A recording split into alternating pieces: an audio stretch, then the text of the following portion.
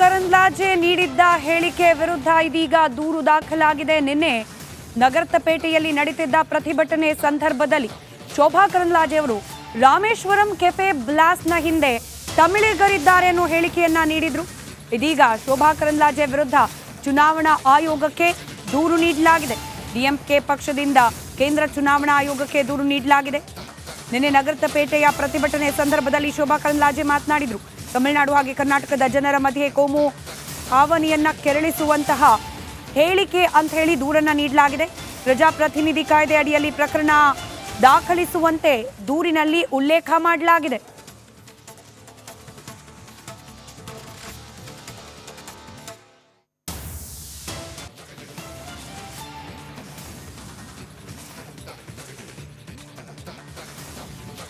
ತಮಿಳುನಾಡಿನಿಂದ ಬಂದವರು bomb blast ಮಾಡ್ತಾರೆ ಅನ್ನೋ ಹೇಳಿಕೆಯನ್ನ ನೀಡಿದ್ರು. ಕೇರಳದಿಂದ ಬಂದವರು ಆಸಡ್ ಹಾಕ್ತಾರೆ ಅನ್ನೋ ಹೇಳಿಕೆಯನ್ನ ಕೂಡ ಶೋಭಾ ಕರಂದ್ಲಾಜೆ ನೀಡಿದ್ರು. ಇದೀಗ ಇದೇ ವಿಚಾರಕ್ಕೆ ಸಂಬಂಧಪಟ್ಟಂತೆ ಪರಸ್ಪರ ರಾಜ್ಯಗಳ ಜನರ ನಡುವೆ ಸೌಹಾರ್ದಯುತ ವಾತಾವರಣವನ್ನ ಕದಡುವ ಪ್ರಯತ್ನವನ್ನ ಶೋಭಾ ಕರಂದ್ಲಾಜೆ ಅವರು ತಮ್ಮ ಮಾತಿನ ಮೂಲಕ ಮಾಡಿದ್ದಾರೆ ಅಂತ ಹೇಳಿ ಇದೀಗ ಡಿಎಂಕೆ ಪಕ್ಷದಿಂದ ಕೇಂದ್ರ ಸಚಿವೆ ಶೋಭಾ ಕರಂದ್ಲಾಜೆ ವಿರುದ್ಧ ದೂರು ದಾಖಲಾಗಿದೆ.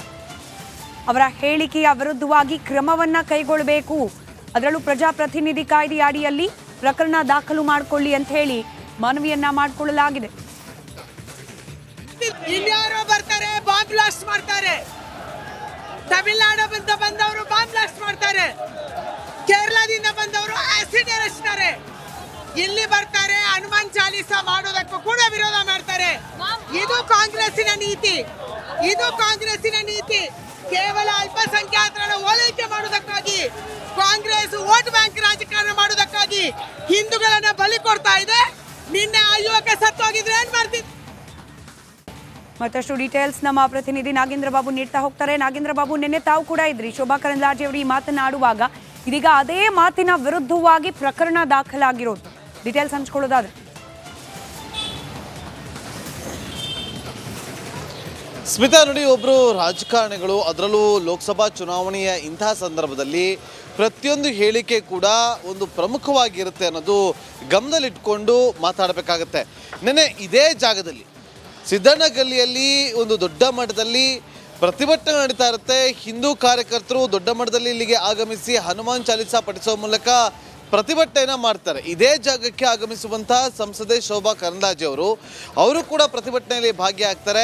ಆ ಬಳಿಕ ಮಾಧ್ಯಮಗಳಿಗೆ ಹೇಳಿಕೆಯನ್ನು ಕೊಡುವ ಸಂದರ್ಭದಲ್ಲಿ ರಾಮೇಶ್ವರಂ ಬಾಂಬ್ ಬ್ಲಾಸ್ಟ್ ಪ್ರಕರಣಕ್ಕೆ ಸಂಬಂಧಪಟ್ಟಂತೆ ತಮಿಳುನಾಡವರು ಇರ್ತಾರೆ, ತಮಿಳುನಾಡಲ್ಲಿರುವಂಥ ಕೃಷ್ಣಗಿರಿ ಜಾಗ ಏನಿದೆ, ಕೃಷ್ಣಗಿರಿ ಎನ್ನುವ ಜಿಲ್ಲೆ ಏನಿದೆ, ಅಲ್ಲಿರುವಂಥ ಕಾಡಿನ ಅರಣ್ಯ ಪ್ರದೇಶದಲ್ಲಿ ಅವರು ಟ್ರೈನಿಂಗನ್ನು ಪಡೆದುಕೊಂಡಿರ್ತಾರೆ ಅನ್ನೋ ರೀತಿಯಲ್ಲಿ ಅವರು ಹೇಳಿಕೆಯನ್ನು ಕೊಟ್ಟಿರ್ತಾರೆ.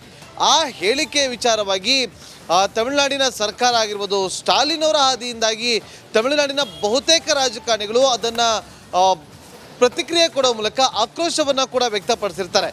ಈಗ ಈ ಒಂದು ಹೇಳಿಕೆ ವಿವಾದವನ್ನು ಪಡೆದುಕೊಳ್ತಾ ಐತೆ ಅಂತೇಳಿ ಗೊತ್ತಾದಂಥ ಸಂದರ್ಭದಲ್ಲಿ ಶೋಭಾ ಕರಂದ್ಲಾಜೆ ಅವರು ತಕ್ಷಣ ಇವತ್ತು ಬೆಳಗ್ಗೆ ತಮ್ಮ ಅಧಿಕೃತ ಎಕ್ಸ್ ಖಾತೆಯಲ್ಲಿ ಕ್ಷಮೆ ಕೇಳುವ ರೀತಿಯಲ್ಲಿ ಪೋಸ್ಟನ್ನು ಕೂಡ ಹಾಕ್ತಾರೆ.